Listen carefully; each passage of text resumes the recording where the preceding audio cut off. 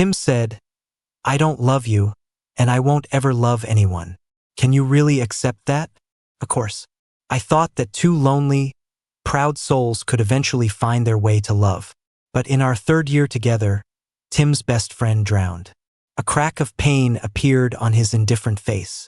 I pushed his buttons, I bit him, but he just said I was sick, getting jealous of a dead man every day. Later, I booked an international flight. I didn't even tell him before I left.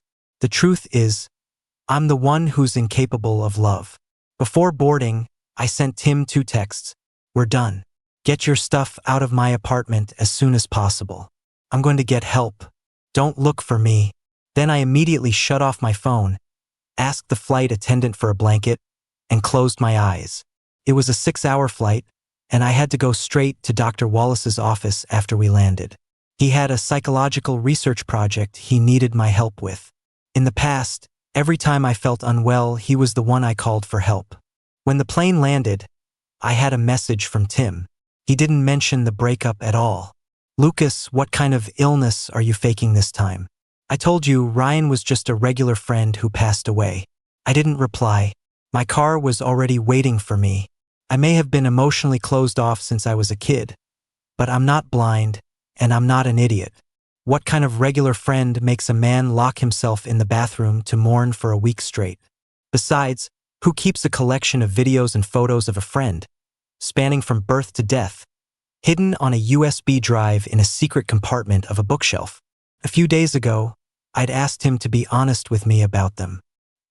He suppressed the fire in his eyes and said in a low voice, "Lucas, why don't you believe me? Why do you always have to bring him up? He's gone. Can't you just let him rest in peace?" I had asked myself the same question. I couldn't sleep, couldn't taste my food. The way he looked at me, you'd think I was the one who killed his friend. Ryan was gone, but he took a piece of Tim with him. I used to be able to console myself. At least Tim's fierce possession of me in the dead of night was real. He would pant, crushing me into his arms, leaving a storm of bite marks on my neck. I met his intensity without reservation. I thought these moments of pleasure, woven with pain, were proof that he was starting to care about me. But ever since his regular friend Ryan died, I'd lost even that one chance for intimacy. I understand you can't love me, but can't you at least hold me? In the dark, I stared at his back. I moved closer, trying to turn his face toward me. I wanted him to look at me, but his body was rigid. He didn't move. My hand came away wet with tears. I quickly pulled it back. My boyfriend, Tim, was crying over the death of a regular friend. As the sole heir to Lynn Corp, I gave him the best perks and advantages I could. At the office, some people whispered behind my back that I was gay, that I was keeping the bankrupt heir of the Cole family. My bodyguard cornered them against a wall. I poured my hot coffee over the guy's head. I flicked my lighter open and shut, watching him with cold indifference. "Hi, I just wanted to let you know, I'm not keeping Tim. We're dating. If I ever hear you running your mouth again, the next thing I pour on you will be gasoline." Tim and I were always overly discreet at the company. He was so sensitive. Having fallen from grace, he seemed to worry about what others thought, afraid of being looked down on. I wanted to learn, bit by bit, how to take care of his feelings. I'd had boyfriends before, but I could never respond to them in the right, appropriate ways. It was like my emotions were sealed away. Tim was the first person who made me want to hold him, to comfort him. I stayed up all night with friends, strategizing. I protected his pride while giving him a comfortable life. I even secretly went to therapy. Also, my condition wouldn't affect our relationship. He said he would never love me or anyone, but he held me so tightly, and he craved my body so much. I tried to show vulnerability, asking for his care when my stomach hurt. When I sprained my ankle, I started learning how to act cute, asking him to carry me home from the garage. I even ran a fever of 103, delirious, and when he didn't come home, I refused to take any medicine, determined to wait for him to come and soothe me. But the moment he got dressed, his expression would become distant and detached again. He was always compliant, rarely lost his temper, and did everything I asked. just like a machine mechanically executing its code. There was never a hint of affection in his eyes. It was as if someone would kill him if he dared to be gentle with me. Right now, I was lying on the chair in Dr. Wallace's private clinic. I stared numbly at the fluorescent lights on the ceiling. I had just finished a psychological test with over 100 questions, and my eyes were sore. After reviewing the results, Dr. Wallace looked concerned. "Lucas, hiding your true feelings is just interfering with the treatment. It makes our data and these tests meaningless." "Dr. Wallace, everything I wrote is true," I argued. "I don't love him. I still haven't learned how to love someone properly." Dr. Wallace didn't press the issue. He turned and put the test into my file. "Take a week off and then come back," he said gently. "I have a feeling you'll be here for a while this time. No rush. We have plenty of time. If you can, it would be very good for you to vent your emotions." Vent? The word felt foreign. My father's upbringing was so strict that I'd long grown accustomed to never expressing myself, never arguing. Whether it was slaying dragons at the office these past few years or living with Tim at home, I had never once expressed my feelings directly, because with Tim's inability to love as a given, it seemed like even an outburst from me wouldn't get his attention. After leaving the clinic, I wandered aimlessly. I finished college in this country, and the bar I used to frequent was still there. It was still mostly empty. The skinny, blonde owner was tuning his guitar. He smiled and greeted me, "Lucas, long time no see." A simple hello. It threw me back to the day I ran into Tim after graduation. My father was still alive then, and our family's high-end department store chain had just opened a new location in New York. I was there on his orders to inspect the operations when I saw Tim on the first floor, working at a fragrance counter, helping a customer with a sullen face. Unlike the other overly polished male sales associates, he wasn't wearing any makeup, his head slightly bowed. His thick eyelashes cast a shadow on his sculpted, severe face. The customer was unhappy and complained about his attitude. "You're just a salesman, what's with the attitude? You think you're a luxury good yourself? What kind of attitude is that? You think I can't afford this? Where's your manager? Get me someone else." He curled his lip into a polite but icy smile. He said, "I apologize," and walked away. Later, I saw him in the smoking area outside the mall. There was a look of weariness and impatience in his eyes. Even in the store's uniform, he carried himself with a noble air. I walked over and offered him a cigarette. "You're Tim, right?" He looked up and saw me. His eyes flickered, and a faint smile touched his lips. "I know you. You're Lucas. Long time no see. Long time no see." He had remembered my name. We were classmates at Emerson Prep. He lived in the dorm room next to mine, but we barely spoke. We lost touch completely after I went abroad for college. I'd only heard that his family went bankrupt, his father skipped town, his mother jumped off a building, and he was having a very hard time. I was born cold, with little capacity for empathy. After returning home, I was buried in company affairs. I also had to clean up the messes my irresponsible older brother made. I was so stressed I barely had enough time to sleep, let alone feel sorry for the world. All I remembered about him was that he was a very handsome classmate. But after that encounter at the mall, after one cigarette, we added each other on our phones. His background photo was the lonely lighthouse in Ushuaia, with vast, hard icebergs behind it. "When did you go?" I asked, curious. "October 2018. He answered without hesitation, as if he'd been waiting for the question. "I went in September 2019. In that moment, a flicker of joy went through me. I thought I'd found another person who was an island, just like me. We had both gone alone to see the loneliest view in the world. The bar was old, just like me. Too bad the singer's new song wasn't any good. The drink was too sweet, I didn't like that either. Nothing in this entire city, including Dr. Wallace's test results, was satisfying. Someone bumped my elbow, and my phone fell to the floor. "Sorry, I'm so sorry." A man's voice came from behind me, with a perfect New York accent. When I turned around, he was bending down to pick up my phone. Under his bangs was a face even younger and more handsome than Tim's. Broad shoulders, a narrow waist, a firm ass, and long legs. The beauty mark under his eye was perfectly placed, adding a touch of romance to his relaxed, lazy vibe. You rarely see such a good-looking Chinese-American guy in a bar like this. I'm sorry I knocked your phone down. Let me buy you a drink. His eyes crinkled when he smiled, his gaze open and confident. No forced flattery. I felt I should accept his apology, so I smirked and ordered a stiffer drink. Tim wasn't like him. Tim didn't have a beauty mark, and he rarely smiled at me like that. When he saw I wasn't in the mood to talk, he didn't get sullen. Instead, he just listened to the music with me, his intense gaze drifting over to me from time to time before looking away. But I couldn't stop thinking about Tim, the one who kept strangers and friends alike at a distance. The night grew darker, the lighting more intimate. We were both a little drunk. This was the moment I was supposed to slide over and wrap my arm around this man's neck. So we moved from the bar to a dim booth. He wasn't rude, not pushy, just the right mix of respect and anticipation. Compared to Tim's rough treatment, this guy was so much gentler. But I felt something was wrong. Maybe I'm just a masochist, not destined to be treated well. After 3 minutes of kissing, I pushed him away. Sorry, I can't. Just consider it a freebie. The man didn't get angry or embarrassed.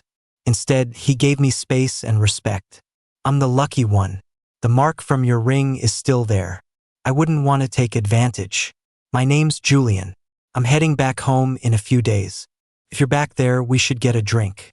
First a man whose name meant shore, now one whose name meant boat. Too bad Tim was Ryan's safe harbor.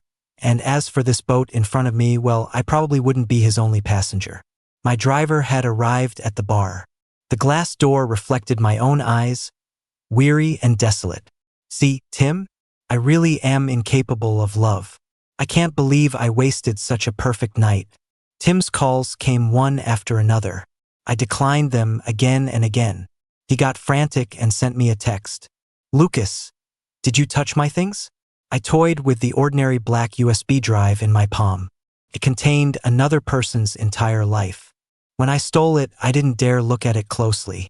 I was afraid of what it would tell me, that I, the heir to the Lin family, had fallen for someone's looks, that I'd spent 3 years with a man who could never love me.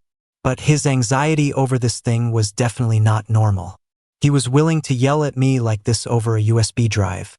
There was only one explanation. He was the one who took all those pictures. All those fun, loving moments, he had spent them with him. I quietly blocked Tim's number and contacted my company's senior management. I started an investigation into every project Tim had handled, every account he'd managed, even his attendance records since he joined the company. At the same time, I sent the contents of the USB drive to a private investigator. Mr. Lin, you've finally contacted me. Yes, I said calmly. Look into it again. You might have missed something. For these past 3 years, even though we never openly talked about it. That didn't stop me from monitoring his every move. I had told the P that as long as Tim wasn't physically involved with anyone else, he didn't need to tell me, just file the information away. But now it was time to stop lying to myself. I sank myself into the hotel's jacuzzi tub over and over. A voice in my head kept asking, Lucas, are you really done with him? On my 6th day here, I ran into Julian once. We had coffee together. His amber eyes were full of frustration because his family was asking when he was coming home for arranged dates. Lucas, I want freedom. I looked up, unimpressed. You look like a rich kid yourself. Don't tell me you're naive enough to think you can't still play around after you get married. Over the years, just look at my own family. It's been a complete circus. My father had 2 mistresses, one of them even showed up pregnant to confront my mother before my father broke up with her. My brother got married but had both a boyfriend and a girlfriend, had 0 interest in the family business, messed up every project he touched, and then ran off to join a monastery.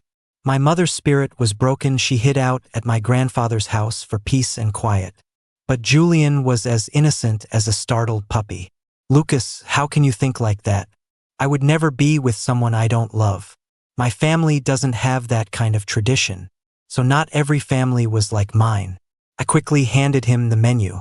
Sorry, that was too cynical of me. Your coffee's on me. I hope you find someone you love and grow old together. There was suspicion in his eyes, but he didn't hide it. Thanks. But for some reason, that sounds a little weird coming from you. I smiled.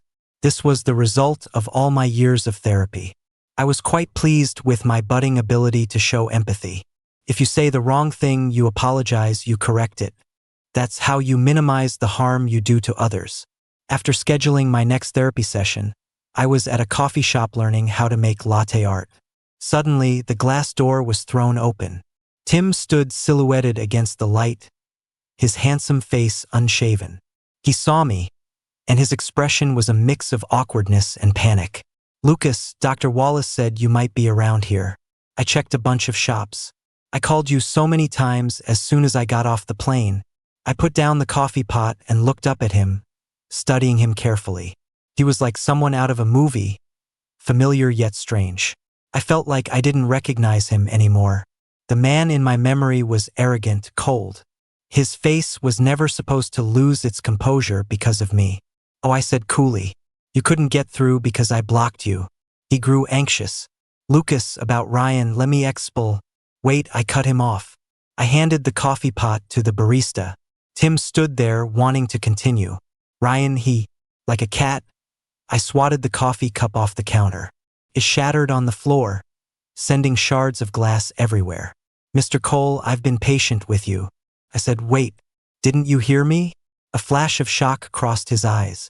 I gave the barista a large tip and walked toward the door. He followed me out.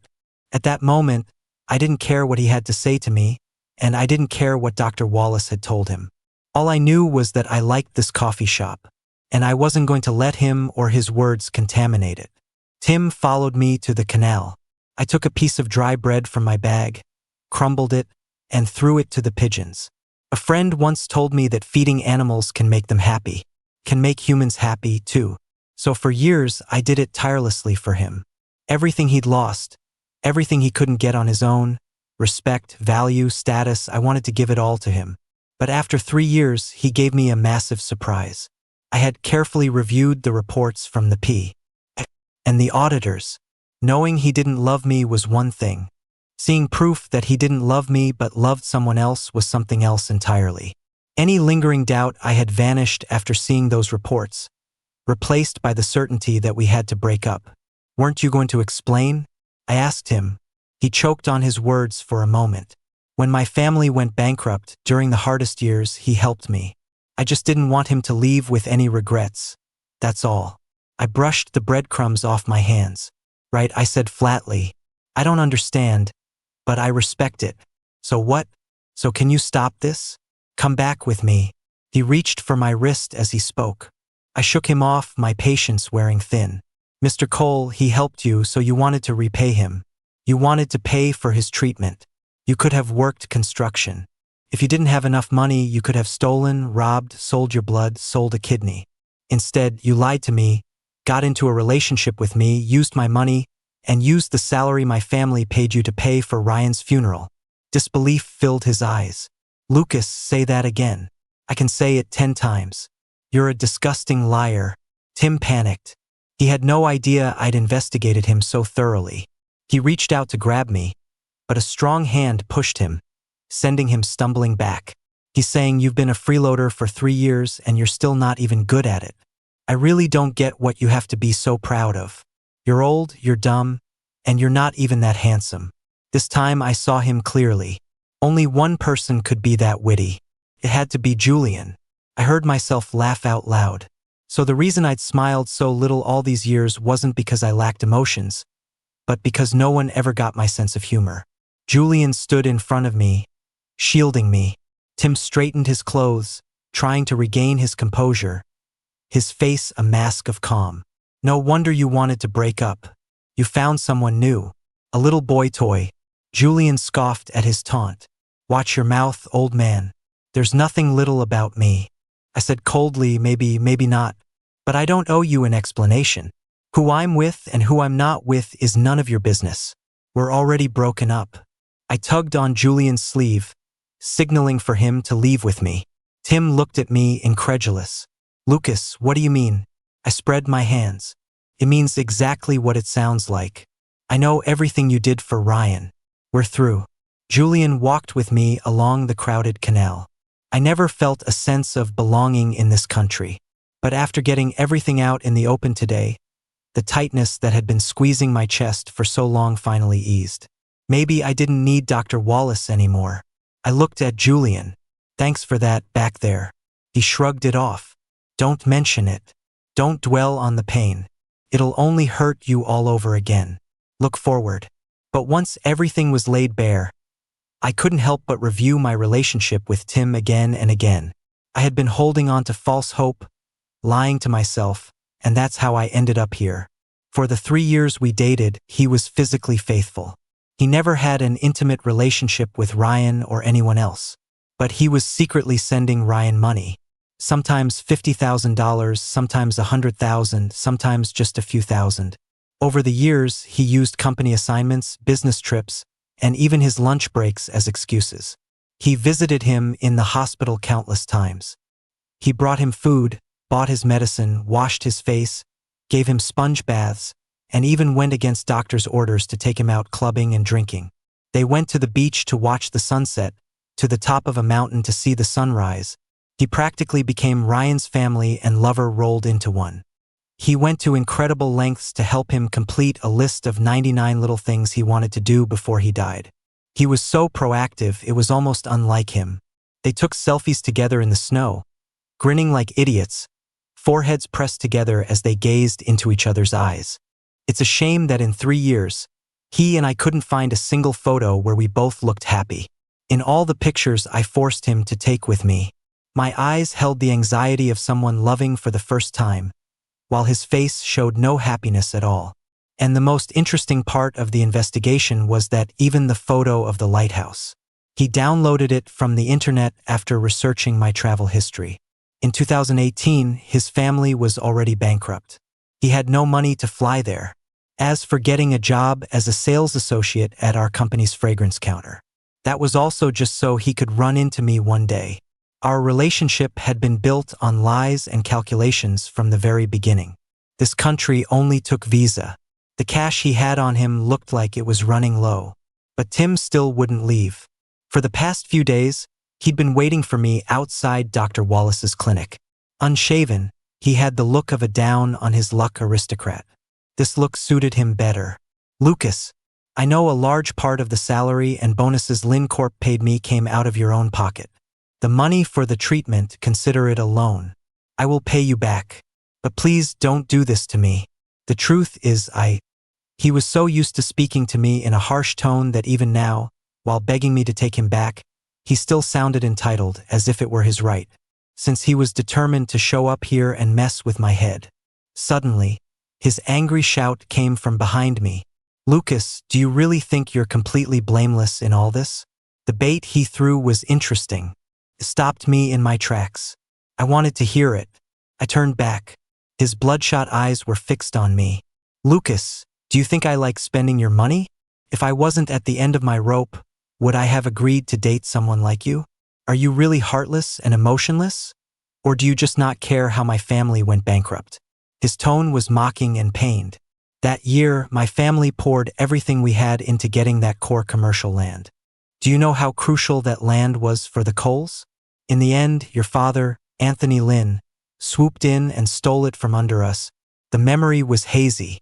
My father had indeed bought a piece of land on my recommendation back then. But I never imagined it was the Cole family's lifeline. Yeah, you're the little prince of the Lynn family. With a single word, you can destroy another family. We had already secured a preliminary agreement, just waiting to sign the development contract. But then your father raised the bid by 30%. He accused me, his eyes full of tears. The day our credit line snapped, my dad's hair turned white overnight. We were classmates.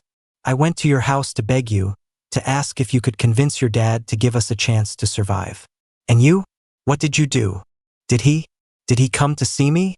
I had no memory of it. Someone as handsome as him, if he had come to see me, I would never have forgotten. Tim saw the confusion on my face and gave a bitter laugh. You really forgot. The day we met at the mall, I knew it. To you, it was just some trivial matter. You could greet me so innocently, and then start pursuing me? I thought for a moment and said, so you got with me just to get revenge? To torture me? You're satisfied when you see me in pain because I love you? His expression froze. He bit his lip and said nothing more. I don't know what he was thinking in that moment. These 3 years I tried so hard. I was exhausted. I didn't want to love him anymore. In the end, I still tossed him a stack of cash and booked a flight home. I'd been even busier since my father passed away 2 years ago. My brother, the one who joined a monastery, had recently come back and was now making a fuss every day about returning to the company. I really couldn't stay away for too long. Most importantly, I had to go back and figure something out. Tim's shore. The winter I turned 18 was just as dry and cold as this. My father's hair seemed to have turned white overnight. He couldn't stop coughing, but he still chain-smoked one cigarette after another. My mother stood up and pulled me into the bedroom. Tim, go ask Lucas for help. I heard you go to the same school. See if you can. But Lucas and I had barely ever spoken. He probably didn't even remember who I was. Besides, how could a multi-million-dollar project be swayed by a kid our age? But I still had the driver take me to the Lin family's mansion. I just wanted to comfort my mother, to do something for our crumbling family. Their gate was unlocked, wide open. The music from the poolside was deafening. From a distance, I saw Lucas, surrounded by a cheering crowd. He was shirtless, making out passionately with a blonde guy in the pool. He was like a completely different person from the cool, reserved boy I saw at school. Maybe his graduation party was making him really happy. The butler greeted me warmly. You must be one of the young master's friends. I watched for a long time, hesitating before I finally spoke. My name is Tim Cole. I'm his classmate. I need to talk to him about something. When the butler heard I was from the Cole family, his expression immediately turned grim. One moment, he hurried over and whispered something in Lucas's ear. Annoyed at being interrupted, Lucas waved his hand dismissively. The butler returned with an apologetic look and began to escort me out. The young master says he knows your family wants the land, he said politely, but the family's business decisions have nothing to do with him. He also said that with the Cole family's resources, even if you got it, you wouldn't be able to hold on to it. You'd just go bankrupt a few days later. My fingernails dug into my palm, but I couldn't feel the pain. Later, my father abandoned the mess and ran off. My mother jumped from the top floor of our building. After the funeral, my family was destitute. All the relatives who used to suck up to us, not a single one was willing to lend me money for college. It was around then that I met Ryan, who was also working at a convenience store. He was 2 years older than me, and his eyes were always on me. He liked me, but he never said a word. He let me stay in his rented room and sold his motorcycle to pay my tuition. He made me tell him everything that happened at school every few days. It wasn't until I found his medical records that I learned he was seriously ill. Unwilling to be a burden to his family, he had already given up on treatment. But then he met me, and he started to feel a small, greedy desire to live in this world again. Back then, I was working multiple jobs and still couldn't make ends meet. The medical bills were too expensive. I wanted this person, the only one I had left, to live a little longer, just a little longer. While making a food delivery in the CBD, I saw Lucas. He had a detached look on his face. It seemed he was getting ready to take over Lin Corp. If my family hadn't gone bankrupt, that would have been my life. But now Ryan and I could barely even survive. I knew in my heart that none of this was Lucas's fault, but I just wanted to hate him. I quit my jobs and got a haircut. I put on my most decent clothes and applied for a sales position at the new Lin family department store. When Lucas saw me, I was being harassed by a customer. There was an obvious flash of pleasant surprise on his face. He had already forgotten that night by the pool. He could still chat with me so openly, so innocently. And then he started to clumsily pursue me. I told him the truth. I don't love you, and I won't ever love anyone. Can you really accept that? He said, of course. He wanted me. I wanted money. We both got what we wanted. It wasn't a bad deal. He recommended me for a management position in the company. He bought me clothes, drove me on business trips, and learned to make soup for me. in life and in bed. He was a perfect partner. But every time I felt a desire to be gentle with him, I would remember my mother's despair, watching him tremble, curled up in bed, seeing him dejected for hours over a single word I said. The pity in my heart began to overshadow my desire for revenge. I even had a despicable thought. You shouldn't expect love from me. I told you I will never love you. You brought all of this on yourself. Many nights, Lucas would wait for me to come home with an almost childlike stubbornness. I knew everything, but I punished him again and again. But I never expected that Ryan's stable condition would suddenly worsen. He escaped from the hospital. I dragged him back and told him, I'll figure something out for the money. I shuttled between work and the hospital, completely drained. I didn't want Ryan to die. I told myself that after I helped him complete those 99 things on his list, once Ryan was better, I would say goodbye to him, and I would start to build a real life with Lucas. I had figured a lot of things out. It was my father who failed to anticipate the business risks, plunging our family into that situation. Ryan also tried to persuade me. Tim, he's so good to you. You shouldn't treat him like that. Go back to him. My illness is incurable anyway. If you're doing this to thank me for helping you back then, you've done more than enough over the years. We don't owe each other anything anymore. I didn't want to hear it. My father was gone, my mother was dead. Ryan was my only family left. I couldn't just watch him die. Later, I heard he had accidentally fallen into the water. With his death, he ended our entanglement, clearing away all the ties between us. I could never fully explain to Lucas what my feelings for Ryan were. Not until Lucas found out everything and called me a disgusting liar. He was right. He could hit me, bite me, because I always trampled on his feelings, using them as a weapon for my revenge. I wandered the streets of a foreign country like a lost soul. I wanted to tell him that he was all I had left now, but the words were stuck in my throat. Watching him walk away peacefully with another man, I had a feeling I was about to lose him for good. The first day I was back, I went straight to the office. My brother, Liam, was sitting in my chair, dressed to the nines, a cigarette between his fingers. He raised an eyebrow and smirked. You're back. Why didn't you stay on vacation longer? I signed everything that needed signing while you were gone. I grabbed him by the collar. Don't smoke in my office. Liam, what the hell is your problem? Do you find this funny? He laughed. The Lin family hasn't expanded much under you these past few years. Maybe you should hand it over to me. Besides, everyone thinks I'm much more approachable and easier to get along with than you. He pushed me away and stubbed out his cigarette, his expression still lazy. You're so worked up. Anyone would think we were enemies, not brothers. Heard you broke up? It's been 3 years. You must have gotten bored of him. Looking at the arrogant face so similar to my own, I was more certain than ever. Did Tim come looking for me the year I graduated? Liam frowned, thinking hard. That was a long time ago. I think some kid came by talking about some land deal. A little kid trying to act all grown up, said he was my classmate. I told him to get lost. I was speechless. So it was true. It was easy to check the date on the contract. The day before the Lin family signed the deal for the land, my parents weren't home. I was preparing to go abroad and was in an intensive language program at school. Only Liam was there, throwing a pool party with his cronies. So the person Tim saw when he swallowed his pride and came to me for help wasn't me at all. It was all a misunderstanding. Because of a misunderstanding, he refused to love me and hated me for so long. I pulled open the glass door. Liam, get out of my office.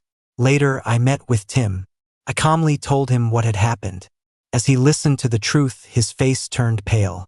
He was speechless for a long time, looking like a dog left out in the rain. But I no longer felt any pity for him. Mr. Cole, don't lie to yourself. His indefinable feelings for Ryan were more intense than love. He just hadn't realized it yet, or maybe he refused to admit it. Lucas, I'm sorry. The truth is, you've always been in my heart. I know this apology is too late. The corners of his eyes were red. I smiled. It's been 3 years. You had so many chances to find out the truth, but you never said a word.